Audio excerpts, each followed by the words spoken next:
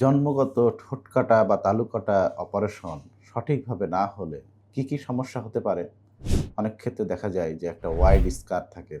অনেক সময় নাকের বিকৃতি থাকে। নাক নাকের উভয় পাশে যে ছিদ্র ২ টা অসমান থাকে এবং অনেক সময় আপার লিপ ছোট থাকতে পারে। অনেক সময় দেখা যায় যে নাকের ডগা নিচের দিকে নেমে গেছে। এছাড়াও তার যে কথা বলা, আত্মবিশ্বাস বা সৌন্দর্যগত, ওভারঅল সৌন্দর্যগত একটা সমস্যা দেখা যায়। তো এই ধরনের রোগী আমরা মাঝেমধ্যেই ফেস করে থাকি এবং অনেকে মনে করেন যে এগুলো মনে হয় আর ঠিক করা সম্ভব না।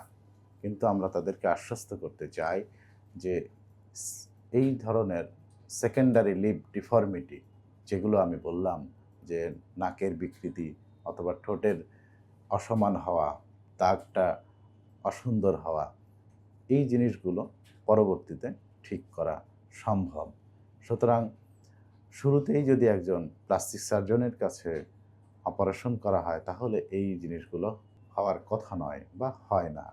কিন্তু যদি হয়েই যায় তাহলে আপনারা একজন প্লাস্টিক সার্জনের কাছে পাঠাবেন এবং আমরা এই ধরনের সেকেন্ডারি লিপ সার্জারি গুলো করে থাকি এবং তাদের যে বিকৃতি বা অসন্তুষ্টি থাকে ঠোঁটের সার্জারি নিয়ে সেগুলো আমরা সুন্দর করে থাকি এবং এগুলো করার পরে বা একজন স্বাভাবিক বাচ্চার সাথে যদি তুলনা করা হয় তাহলে দেখা যাবে যে দুজনেই প্রায় একই রকম। একটা যে অপারেশন হয়েছে এগুলো অনেক ক্ষেত্রে বোঝাই যায় না।